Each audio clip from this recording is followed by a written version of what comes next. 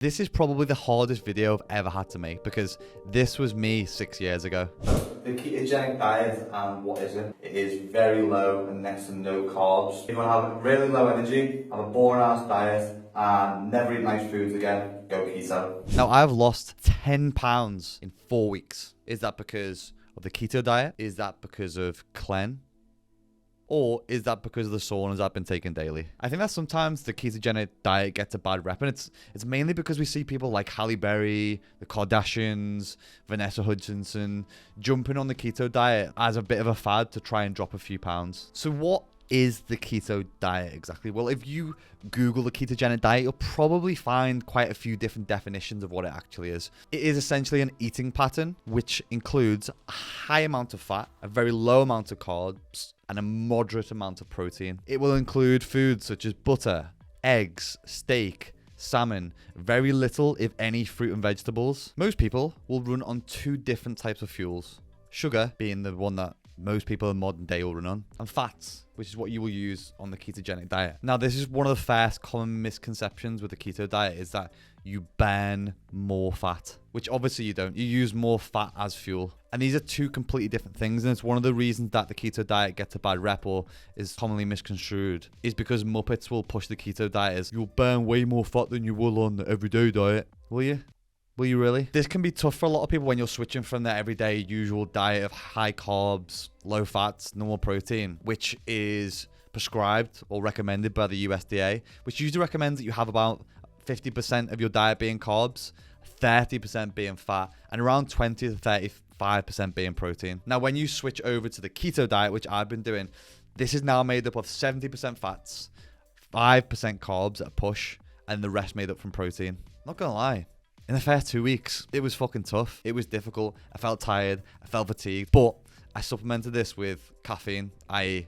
Monster, and a Starbucks flat white with oat milk, plus some sparkling water. Now, I've been doing the keto diet for about 4 to 5 weeks now. And the main reason why I started doing it was mainly to do with my digestive issues. So I was having trouble with my stomach. And I don't really give a monkeys about ketosis.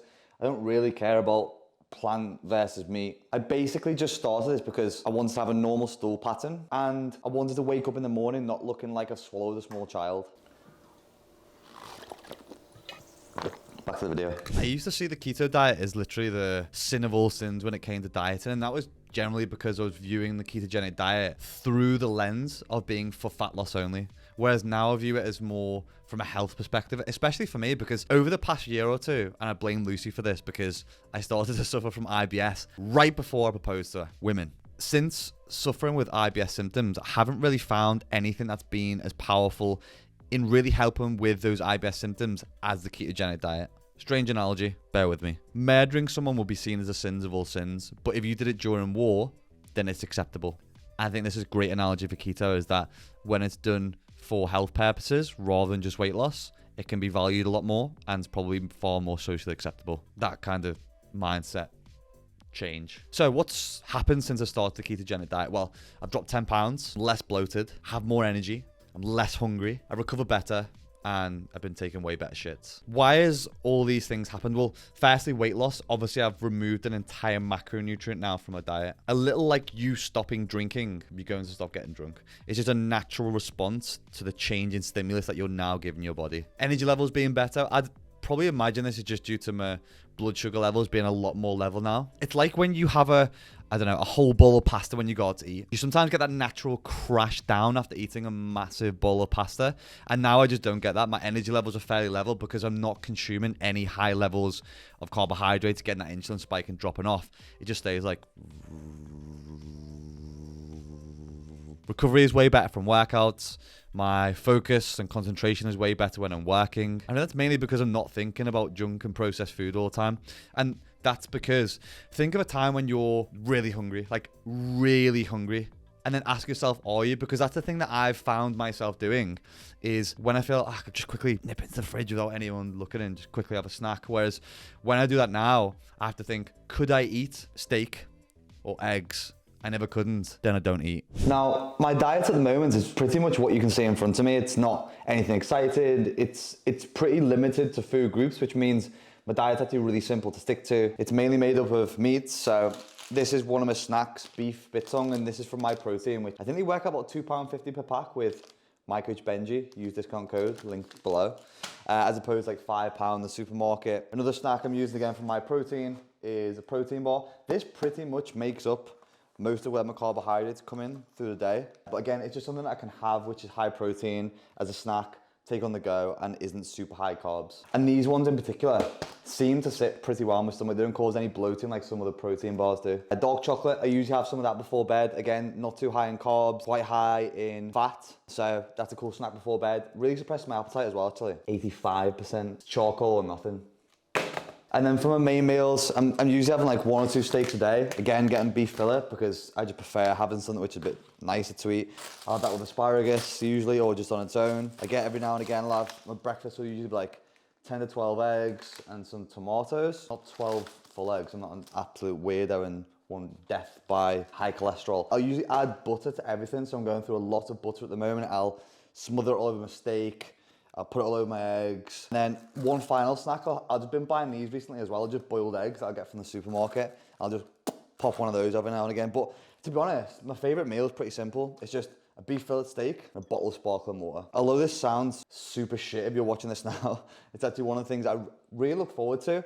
It's quite filling because it's high protein, and the sparkling water keeps me full for a while as well. If you don't like sparkling water, you're an absolute peasant. Can I see myself doing this forever? Probably not. Is it working for me right now? Yes. My macros, I'm actually not too sure about. As long as I hit 50 grams or below, I'm happy days with carbs. And then calories, because I'm trying to cut at the moment, I honestly don't know where they're at. They're probably somewhere between 2,200 to 2,500. But again, this is kind of the beauty of this diet, of being a little bit more intuitive with my eating because I'm limited to food groups. And just eating until I'm satiated. My only gripe with the ketogenic diet is that a lot of people will preach about it like it's some kind of religion, or people will join this cult or this cult and pitch meat against plant-based stuff. And I even had some people who dropped into my DMs, slid in there and started preaching to me about how if I wanted to better my digestion, that I needed to start having more fruit and vegetables. And to those people who are part of cults, I don't give a shit, okay?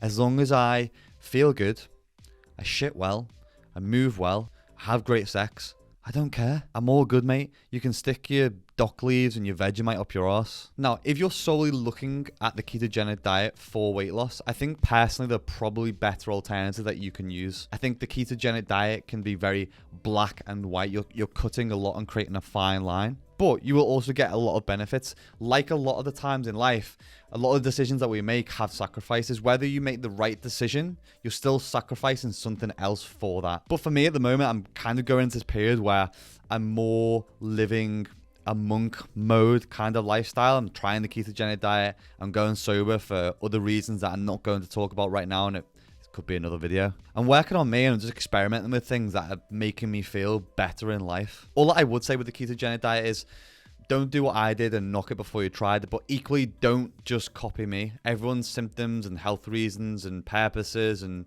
plant, meat, carnivore, keto, paleo, whatever it is, will be fitting for different people depending on where you're up to in your current cycle, but not the menstrual cycle. If you want to try the ketogenic diet, give it a go. Try it for 4 weeks. A couple of questions that are commonly asked that I've had in my DMs. I fucking love chocolate. No chance I'm stopping eating it.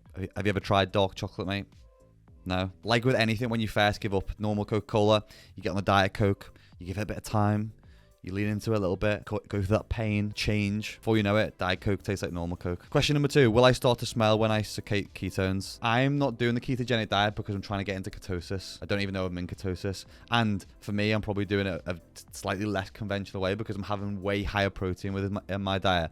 So unless you are someone who's done ketosis and you can leave a comment maybe about if you smell, I'd probably recommend getting a shower at least once a week. Probably all right. Is it expensive to eat tons of protein? So this is the thing, like with the ketogenic diet, is a lot of people will think it's expensive, and it can be. And I'm one of those people who's a bit of a snob with steak. I like to get a real good steak, you know, a big meaty one with not much fat on. I like to eat the fillet. I think when I'm sacrificing a lot of the other niceties in life, spending a little bit of extra money on a good steak is good for me. However, saying that, I'm cutting a lot of other things out of my diet at the moment. Sweets, chocolate, alcohol. I'm saving a lot of money in other areas and spending it back in others, which are coming to me in fruition. So if you probably had a notepad and you listed down the things that you would have to cut out your diet because of the ketogenic diet, and then added that up and then made a list of things that you will have to buy, such as steak, eggs, salmon, maybe some more foods that would cost more going to the butchers, that's the way that you can probably best look at your bang for your buck with the keto diet. On that note, hit me up with any questions in the comments. Feel free to spitball in there, unless you are here to sell me plants or sea moss or semen.